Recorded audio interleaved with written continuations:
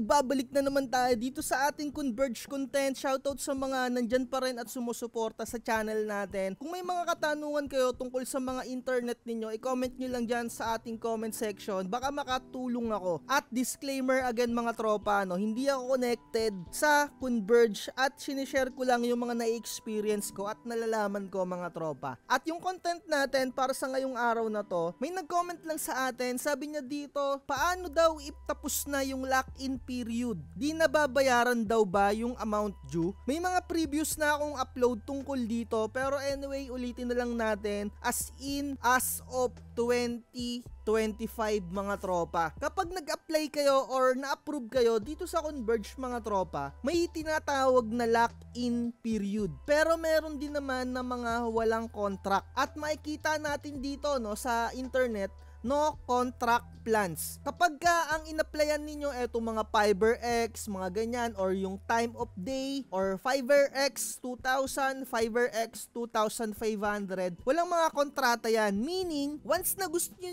nang ipa-terminate yung service neto ni Converge, hindi yung tipong bigla ka na lang maglalaho at yung tipong hindi mo nababayaran yung pinaka-last bill. Para ma-terminate mo ng 100% at wala kang record, kailangan mong tumawag sa kanila para ma-terminate yung inyong internet. 'Di ba? Yung hindi yung maglalaho ka lang ng bigla na parang bula, 'di ba? And para naman dun sa mga nag-apply ng kanilang internet plans, usually talaga yung pinaka-standard procedure kung magpapaabit kayo, meron kayong pipirmahan diyan na papel or something, naka-indicate diyan yung address ninyo, naka-indicate diyan kung anong plan yung i-avail mo, and may nakalagay doon na 2 years contract talaga mga tropa. Meaning nun, meron kayong lock-in period na kahit na hindi na kayo nagbabayad sa kanila or nawalan kayo ng internet dahil hindi nyo na ipinatuloy-tuloy yung serbisyo ni Converge, hindi nyo na pinaayos, nagbibill pa rin yon dun sa pinaka-account name ninyo or dun sa pinaka-account number ninyo. Halimbawa, 3 buwan mo lang nagamit etong si Converge, hindi ka nagreklamo, hindi mo na-report, magkakaroon ka pa rin ng bill, tuloy-tuloy pa rin yon kasi meron kang lock-in period. Ayan yung pangit talaga sa lock-in period na yan. Pero hindi ko talaga din masisi yung mga ibang tao na bigla na lang naglalaho. Kung lagi kayong nagre-report or lahat ginawa nyo na i-report nyo tapos hindi pa rin kayo tinutulungan ng kani-kanilang mga agency or yung mga technician na magre-repair ng internet, di ba? Kasi kagaya sa Globe, ginawa ko rin yan, no? Sobrang pangit ng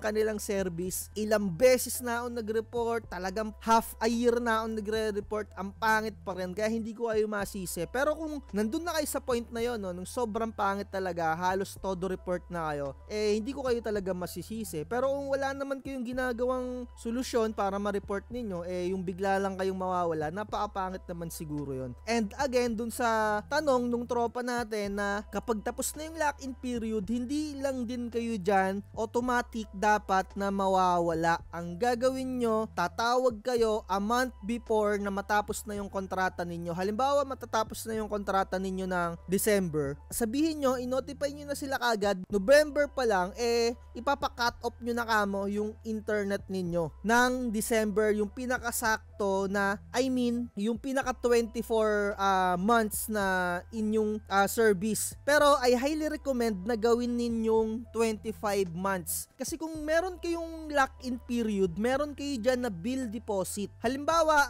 ang pinaka last na 24 months ninyo, yung December, sabihin nyo sa February, hindi na kayo mag-a-avail ng internet. As in, totally cut off na. Ipaputol nyo na kamo ng February. Kasi January, meron pa dapat kayong internet kasi meron kayong bill deposit na tinatawag. Yung bill deposit, ayun yung advance payment ninyo na 1 month. Ayun yung magiging pambayad ninyo dun sa pang 25 na month na gagamitin nyo yung internet. Meron kayong 1 month na magagamit kasi ayun yung bill deposit ninyo. Hindi nyo siya makukuha ng pera as pera. Magiging pambayad siya sa pinaka last month ng pagpuputol ng internet ninyo. Kung hindi nyo gagamitin yon, sayang, 'di ba? At huwag kayong mawawala ng bigla, yung tipong hindi kayo ko-contact sa kanila na i-terminate na yung kontrata, 'di ba? Magkakaroon pa rin kayo ng billing diyan, tuloy-tuloy pa rin. At may mga senaryo naman na nagpapa-extend yung kontrata. Halimbawa, may mga ganitong offer si Converge. Additional Mbps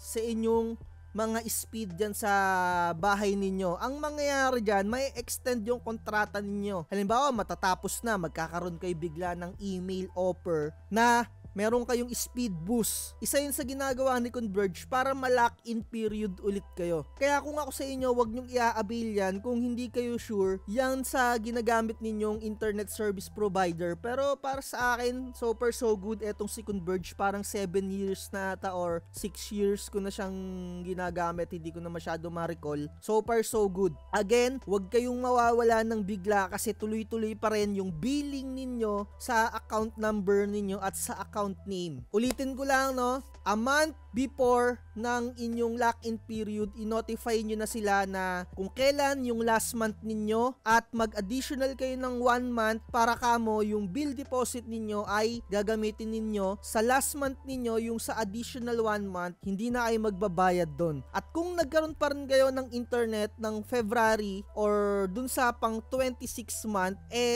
bahala na si Converge dyan, no? Nasa sa kanila na yan. At least, ang importante ni notify nyo sila na sa 24 or sa 25, ayun na yung pinakalas na paggamit nyo ng internet at gagamitin nyo kamo yung bill deposit ninyo. And yung iba, walang mga bill deposit, eksakto ninyo ng 2 years, 'di ba? Tapos basta naka-report, 'di ba? Yun yung pinaka-importante. Sila na may problema noon kung hindi nila kinatop yung internet nyo. Yun lang yung masasabi ko, no? And sa mga gusto pang magtanong diyan, no, comment lang kayo diyan sa ating comment section para matulungan ko din kayo, no. Dito na natin tapusin yung content natin. Like, share, and subscribe.